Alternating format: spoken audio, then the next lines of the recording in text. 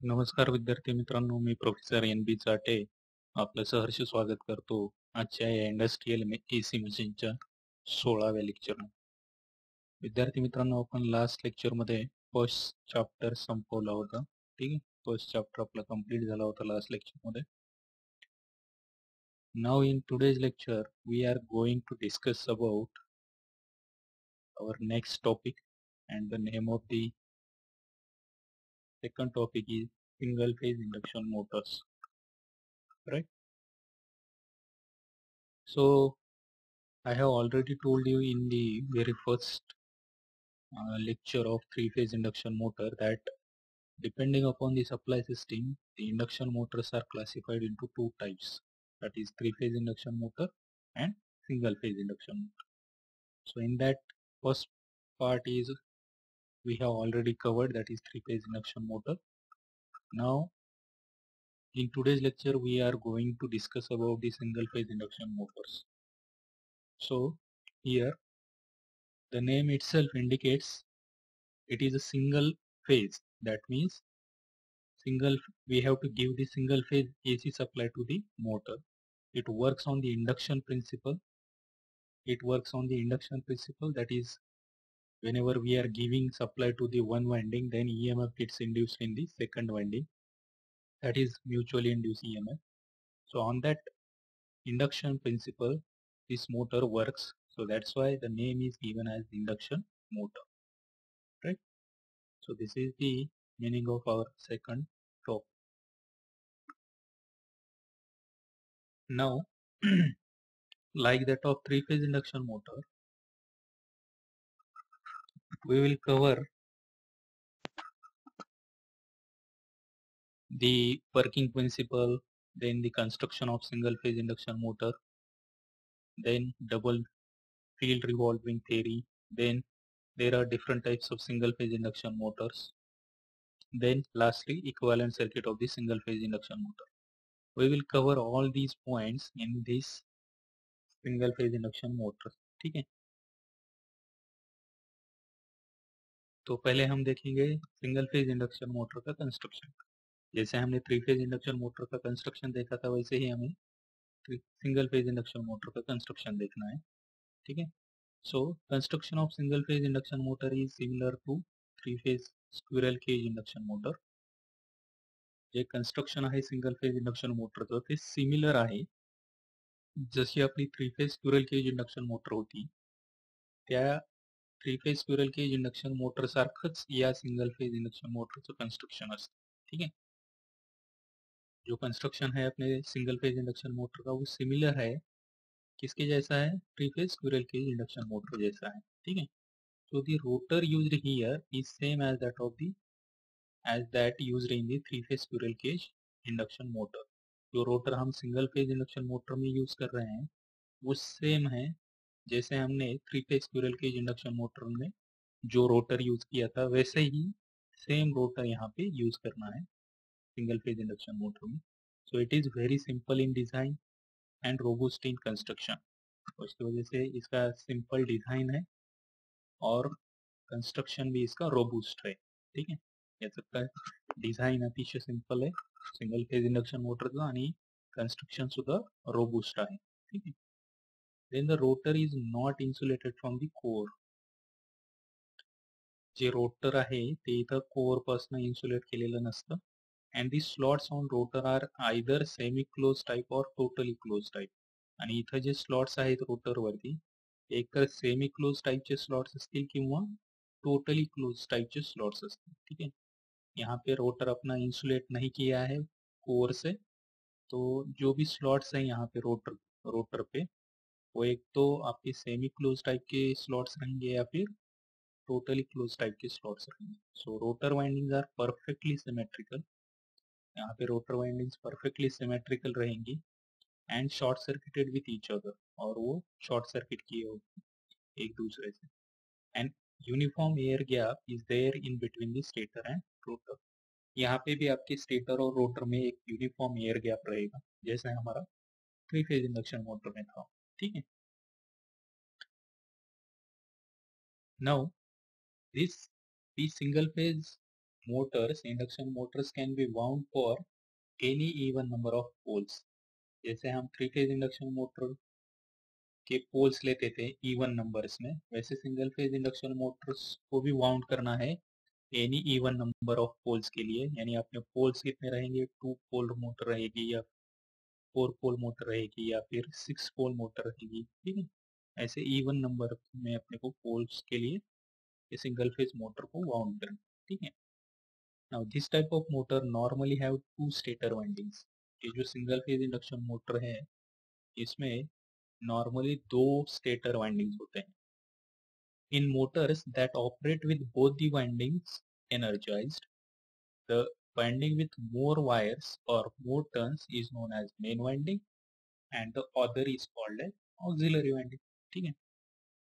ये जो मोटर है ये अपने दोनों वाइंडिंग्स जो एनर्जाइज हो रहे हैं उसके ऊपर ये ऑपरेट होती है, ठीक है। यहाँ पे मैंने बोला आपको कि स्टेटर वाइंडिंग्स यहाँ पे 2 है, ये मोटर में स्टेटर वाइंडिंग्स कितने हैं अपने 2 है, और वो दोनों वाइंडिंग जब एनर्जाइज होते हैं तब ये मोटर आपकी ऑपरेट होती है।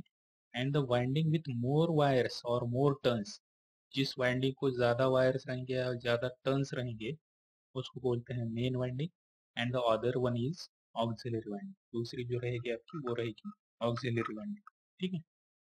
समजलं। इथं सिंगल फेज इंडक्शन मोटरमध्ये नॉर्मली 2 स्टेटर वाइंडिंग्स असतात आणि या दोन्ही वाइंडिंग जेव्हा एनर्जाइज होतात तेव्हा ही मोटर आपली ऑपरेट होते आणि ज्या वाइंडिंगला जास्त टर्न्स असतील त्या वाइंडिंगला आपण मेन वाइंडिंग नाव दिलं इथं, आणि ज्या वाइंडिंगला कमी टर्न्स असतील त्या वाइंडिंगला नाव दिलं auxiliary winding. So in case of this motor also, synchronous speed equation is given as ns is equal to 120 F by P. इथं सुद्धा सिंक्रोनस स्पीडचं जे इक्वेशन आहे ते थ्री फेज इंडक्शन मोटर सारखंच आहे, that is ns is equal to 120 F by P, ठीक है। Also applicable like the three phase motors. Clear है? Now this is mainly because the poles have opposite magnetic polarity. हे कशामुळे आहे ns is equal to 120 F by P same equation, कारण this is mainly because the poles have opposite magnetic polarity. पोल्सला इथं opposite magnetic polarity असते, त्यामुळं आपलं synchronous स्पीडचं equation जे आहे ते same three phase induction motor सारखंच आहे, म्हणजेच N S is equal to formula आहे 120 F by P. क्लियर आहे? So this is the construction of single phase induction motor. Single phase induction मोटरचं हे कन्स्ट्रक्शन आहे, ठीक आहे। इथं तुम्ही पाहू शकता this is the outer part of the motor that is called stator. इथं स्टेटर हे दाखवलेलं आहे, ठीक आहे। सगळ्यात आउटर आपला पार्ट जो असणार आहे तो योकच असणार आहे, फ्रेम ज्याला म्हटलं होतं आपण थ्री फेज इंडक्शन मोटरमध्ये, ठीक आहे। तसा इथं त्याच्यानंतरचा जो पार्ट असणार आहे तो असणार आहे स्टेटर, त्याच्यामध्ये आपलं रोटर असणार आहे आणि सगळ्यात मिडलचा पार्ट असणार आहे आपला shaft. So this is the stator, right. Now stator has 2 winding. First one is the main winding and second one is the auxiliary winding, or it is also called as starting winding. So this is main winding. ये जो दिख रही है आपको ये है आपकी main winding, और ये जो है आपकी ये है आपकी स्टार्टिंग वाइंडिंग. ये स्टेटर के 2 वाइंडिंग, उसके बीच में आपका ये जो रेड कलर का दिख रहा है वो है आपका रोटर, और जो बीच में का ब्लैक कलर दिख रहा है वो है आपका शाफ्ट, ठीक है। समझ में आया? तो इसमें भी आपको दिख रहा है ये शाफ्ट है आपका मिडल का पार्ट, उसके बाद ये शाफ्ट के ऊपर बियरिंग्स बिठाए हैं दोनों तरफ से, बॉल बियरिंग्स होते हैं ये, ठीक है।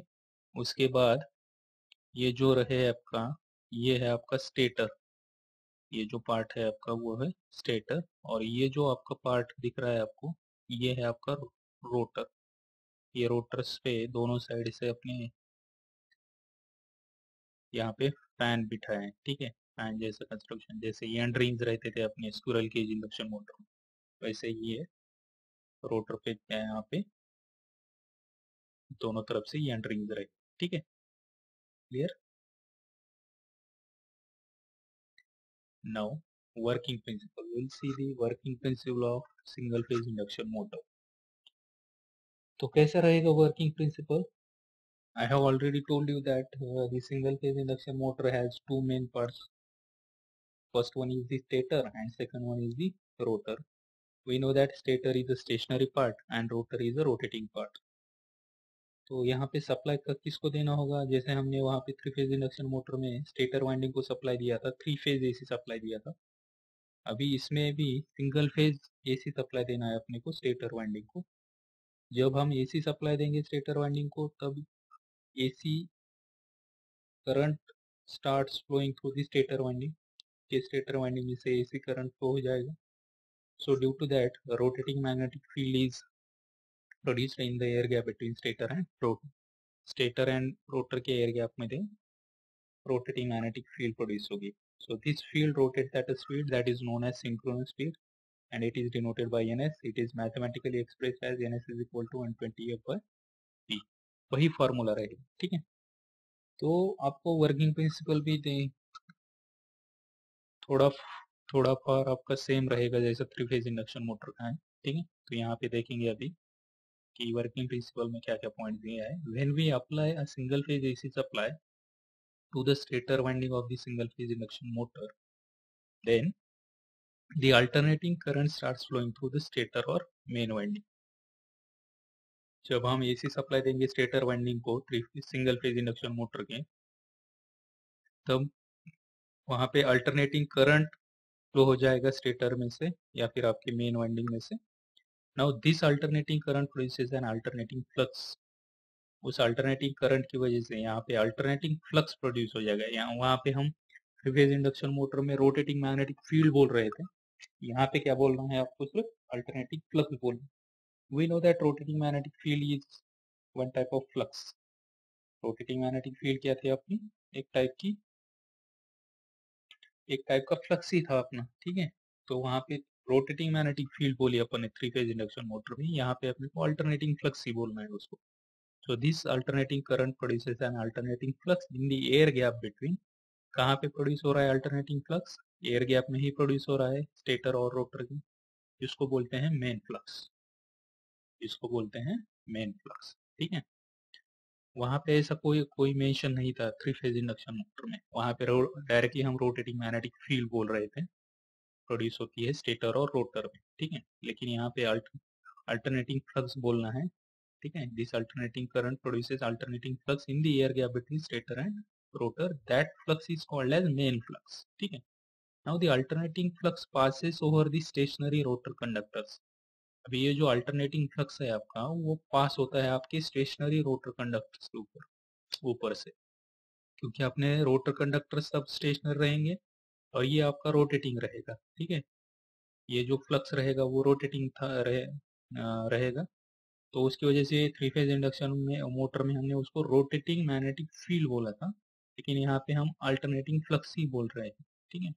So this alternating flux passes over the stationary rotor conductors and induces an EMF into it due to the transformer action। और वहाँ पे ये अल्टरनेटिंग फ्लक्स जब आपके स्टेशनरी रोटर कंडक्टर्स के ऊपर से पास होता है, तब आपके रोटर कंडक्टर्स में या फिर रोटर वाइंडिंग में ईएमएफ इंड्यूस होता है ट्रांसफॉर्मर एक्शन की वजह से, ठीक है। Now due to this induced voltage, ये इंड्यूस्ड वोल्टेज की वजह से a current starts flowing through the rotor conductors. आपका करंट फ्लो होता है आपके रोटर कंडक्टर में से। So this current will then produce its own flux. तब ये आपका रोटर ये करंट भी आपका क्या करेगा, उसका एक खुद का फ्लक्स प्रोड्यूस करेगा, जिसको नाम दिया है यहाँ पे रोटर फ्लक्स। तो यहाँ पे कितने फ्लक्स प्रोड्यूस हो रहे हैं, दो। एक है मेन फ्लक्स जो किसने प्रोड्यूस किया था, स्टेटर वाइंडिंग, और जो दूसरा जो फ्लक्स है वो है आपका रोटर फ्लक्स जो किसने प्रोड्यूस किया है, आपकी रोटर ने, रोटर वाइंडिंग ने, ठीक है। ऐसे दो फ्लक्स यहाँ पे प्रोड्यूस हो रहे हैं, ध्यान में रखो, ठीक है। ऐसी कंडीशन वहाँ पे नहीं थी थ्री फेज इंडक्शन मोटर में, जनरली हम वहाँ पे रोटेटिंग मैग्नेटिक फील्ड बोल रहे थे, ठीक है। वो रोटेटिंग मैग्नेटिक फील्ड आपके स्टेशनरी रोटर कंडक्टर को कट करती थी और तब आपकी रोटर वाइंडिंग में ईएमएफ इंड्यूस होता था, वही वही प्रिंसिपल है, ठीक है। सिर्फ यहाँ पे दो फ्लक्स प्रोड्यूस हो रहे हैं, ये ध्यान में रखो, क्लियर है। इतना ही डिफरेंस है दोनों के working principle. Now the main flux produce by the stator winding interacts with the rotor flux. जो मेन फ्लक्स प्रोड्यूस किया है आपकी स्टेटर वाइंडिंग ने, वो इंटरैक्ट हो जाएगा यहाँ पे और वो रोटर फ्लक्स से। ठीक है, जब ये दोनों का इंटरैक्शन होगा, ये मेन फ्लक्स जो स्टेटर वाइंडिंग ने प्रोड्यूस किया है और ये जो रोटर फ्लक्स है, ये दोनों का जब इंटरैक्शन हो जाएगा तब वहां पे आपका टॉर्क प्रोड्यूस होगा। और वी नो दैट टॉर्क जब प्रोड्यूस होता है तब ही आपकी मोटर क्या होती है, रोटेट होती है। ठीक है, which will make the rotor to rotate in the same direction as that of the rotating magnetic field. यहाँ पे भी आपका रोटर जो है वो रोटेटिंग मैग्नेटिक फील्ड के डायरेक्शन से ही रोटेट होता है। ठीक है, वैसे जैसे हमने थ्री फेज इंडक्शन मोटर में बोला था वैसे ही है। ठीक है, सेम प्रिंसिपल है, सिर्फ ये पॉइंट आपको ध्यान में है रखना है कि जब तक आपके मेन फ्लक्स और रोटर फ्लक्स का इंटरेक्शन नहीं होता है तब तक यहाँ पे इंडक्शन मोटर में टॉर्क प्रोड्यूस नहीं होता है। ठीक है, समझ में है? सो उसकी वजह से it is important to note that single phase induction motors are not self starting। तो उसकी वजह से आपकी जो सिंगल फेज इंडक्शन मोटर है वो सेल्फ स्टार्ट नहीं होती है। ठीक है, क्योंकि एक यहाँ पे जो मेन फ्लक्स को ये हम सिंगल फेज एसी सप्लाई देते हैं। ठीक है, और जो ये मेन फ्लक्स जब तक आपके रोटर फ्लक्स से इंटरैक्ट नहीं करता है तब तक आपके मोटर में टॉर्क प्रोड्यूस नहीं होता है। ठीक है, तो उसकी वजह से अपनी single phase induction motor self start नहीं है। ठीक है, क्योंकि उतना टॉर्क प्रोड्यूस नहीं होता है जब हम मेन स्टेटर वाइंडिंग को जब एसी सप्लाई देते हैं और वहाँ पे जो फ्लक्स प्रोड्यूस होता है। ठीक है, उससे वो जो मेन फ्लक्स है वो यहाँ पे रोटर फ्लक्स से जब तक आपका इंटरेक्शन नहीं होता है तब तक टॉर्क नहीं प्रोड्यूस होता है, तो उसकी वजह से single phase induction motor self start नहीं होती है। ठीक है, लेकिन three phase induction motor self start है, आपको ये ध्यान में रखना है, क्योंकि थ्री फेज इंडक्शन मोटर में हम थ्री फेज एसी सप्लाई देते हैं स्टेटर वाइंडिंग को, और उस थ्री फेज एसी सप्लाई की वजह से वहाँ पे स्टेटर और रोटर के एयर गैप में आपकी रोटेटिंग मैग्नेटिक फील्ड प्रोड्यूस होती है, और वो रोटेटिंग मैग्नेटिक फील्ड आपके स्टेशनरी रोटर कंडक्टर्स के ऊपर से पास होती है, तब आपके रोटर वाइंडिंग में ईएमएफ इंड्यूस होता है। ठीक है, समझ में आया? तो वहाँ वो थ्री फेज इंडक्शन मोटर आपकी सेल्फ स्टार्ट है, लेकिन सिंगल फेज इंडक्शन मोटर आपकी सेल्फ स्टार्ट नहीं होती है। ठीक है, सो अपने को सेल्फ स्टार्ट अगर बनानी है सिंगल फेज इंडक्शन मोटर को, ठीक है, so we have to use these two methods. ठीक है, so single phase induction motor operation can be described by two methods. That means in order to make the single phase induction motor self start, two methods are used. First one is the double revolving field theory and second one is the cross field theory, or it is also called as split phasing principle. ये दोनों method use करके अपन single phase induction motor को self start बना सकते हैं। ठीक है, तो कैसे बना सकते हैं वो देखेंगे अपन। पहला पॉइंट दिया है अपना डबल रिवॉल्विंग फील्ड थ्योरी, ये पहला प्रिंसिपल है। ये प्रिंसिपल यूज करके अपन सिंगल फेज इंडक्शन मोटर को सेल्फ स्टार्ट बना सकते हैं। ठीक है, सो single phase AC current supplies the main winding. एक सिंगल फेज एसी करंट क्या करते हैं, अपन मेन वाइंडिंग को सप्लाई करते हैं।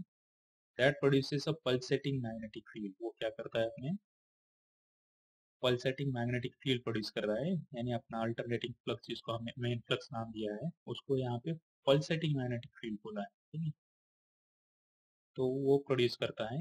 ये सिंगल फेज एसी करंट जो हम मेन वाइंडिंग को सप्लाई कर रहे हैं वो क्या करता है, वहाँ पे पल्सेटिंग मैग्नेटिक फील्ड प्रोड्यूस करता है। तो mathematically the pulsating field could be divided into two fields.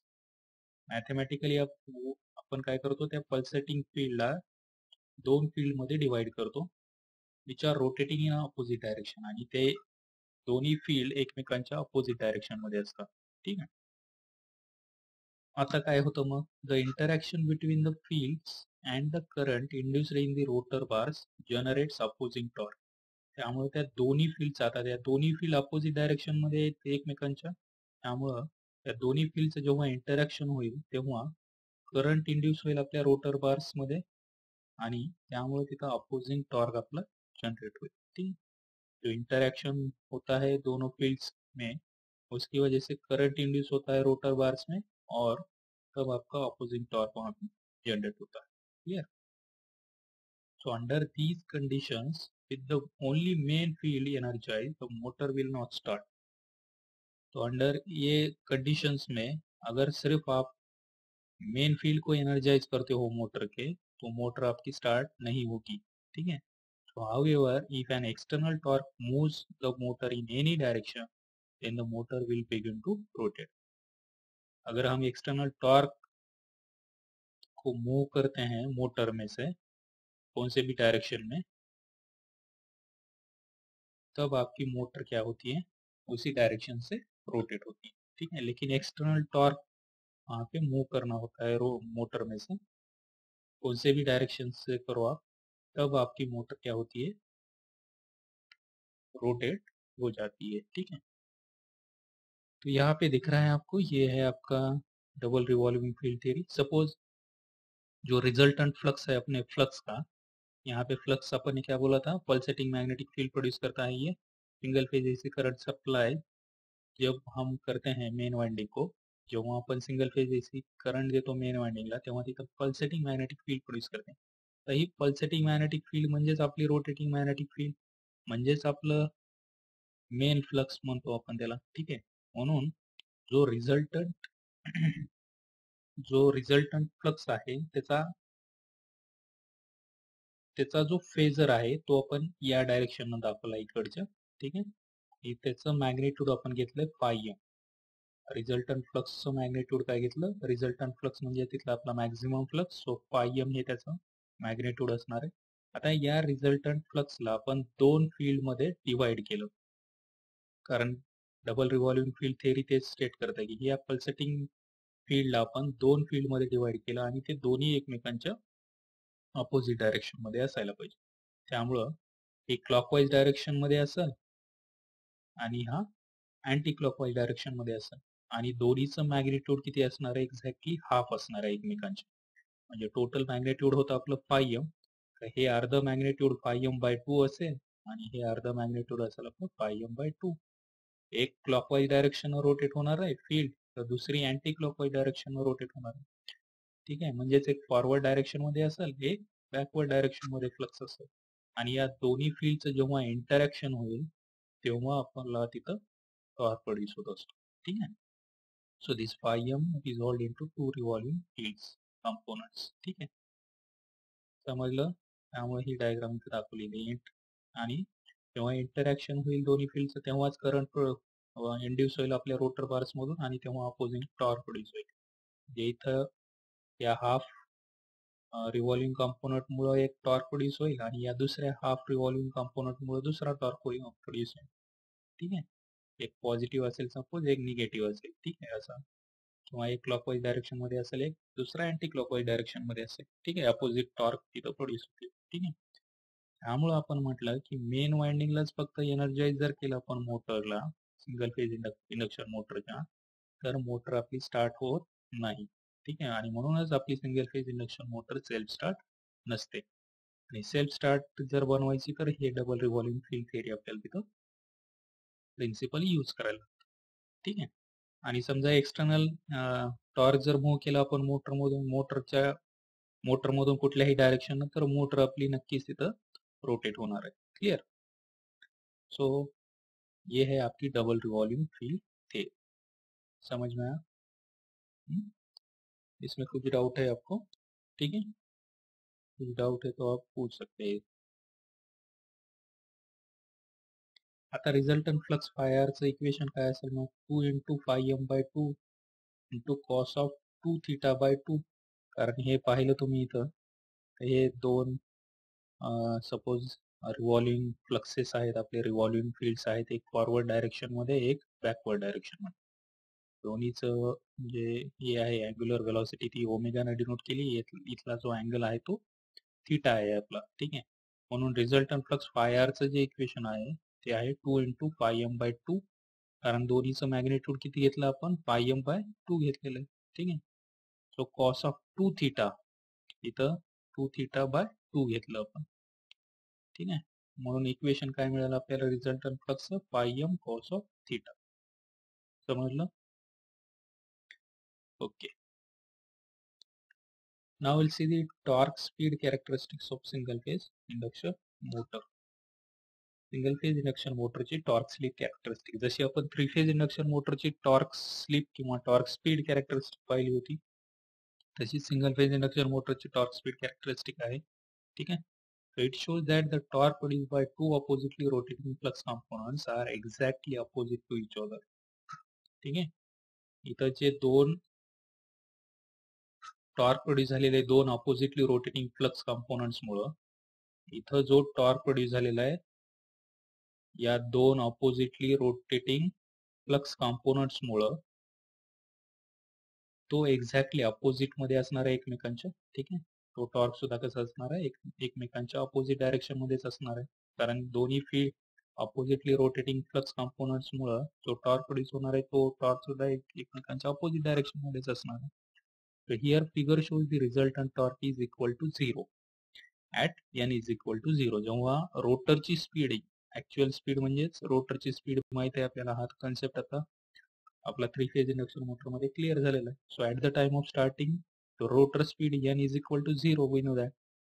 So that's why the resultant torque is equal to also 0.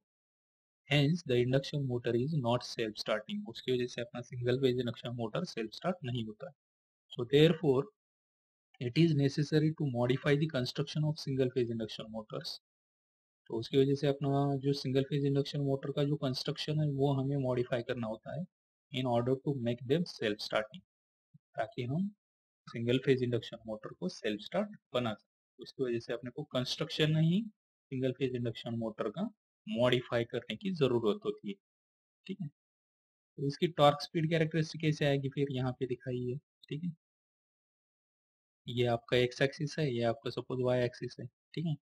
अभी ये जो टॉर्क डेवलप हुआ है, ठीक है, ये रिजल्टेंट टॉर्क का आपका यहाँ पे वेव फॉर्म दिखाया है ये. ठीक है. वेव फॉर्म यानी आपका ये कर्व दिखाया है ये रिजल्टेंट टॉर्क का. ठीक है. अभी ये रिजल्टेंट टॉर्क किसकी वजह से प्रोड्यूस हुआ है, ये दो टॉर्क की वजह से, क्योंकि ये रोटेटिंग में जो रोटेटिंग फ्लक्स था या रोटेटिंग फील्ड्स थे वो अपोजिट डायरेक्शन में थे एक दूसरे के. तो एक टॉर्क ये रोटेटिंग फ्लक्स की वजह से प्रोड्यूस हुआ था. ठीक है. तो ये torque develop by the field 1 बोलते हैं अपन इसको, और दूसरा टॉर्क ये फील्ड की वजह से प्रोड्यूस हुआ था. ठीक है. तो इसको बोलेंगे torque develop by the field 2. ये दोनों टॉर्क एक दूसरे के कैसे रहेंगे, अपोजिट में रहेंगे. ये देखो ये ऐसा शेप है इसका, तो इसका एग्जैक्टली इसके अपोजिट शेप है. तो उसकी वजह से जो रिजल्टेंट टॉर्क रहेगा वो डायरेक्टली आपका ये नीले कलर का जो यहाँ पे कर्व दिखाया है वो रिजल्टेंट टॉर्क रहेगा आपका. तो यहाँ पे S इज इक्वल टू 0, तब टॉर्क कितना रहेगा अपना 0 रहेगा. ठीक है. यहाँ पे S इज इक्वल टू 1 यानी n की वैल्यू यहाँ पे 0 रहेगी, तो यहाँ पे 0 रहेगा टॉर्क. ठीक है. यहाँ पे S इज इक्वल टू 0 है और यहाँ पे S इज इक्वल टू कितना है 2 है. ठीक है. तो ये सिंपल कैरेक्टरिस्टिक दिखाई है यहाँ पे सिंगल फेज इंडक्शन मोटर पे. क्लियर है? कुछ डाउट इसमें? So okay, will stop here. ठीक है. यहाँ पे हम रुकेंगे. जो नेक्स्ट प्रिंसिपल है अपना split phasing principle, that will see in next lecture. ठीक है. तो आज के पॉइंट में अगर किसी को डाउट है तो आप मुझे कभी भी पूछ सकते हैं. So thank you for watching this video lecture. Right, will meet in the next lecture.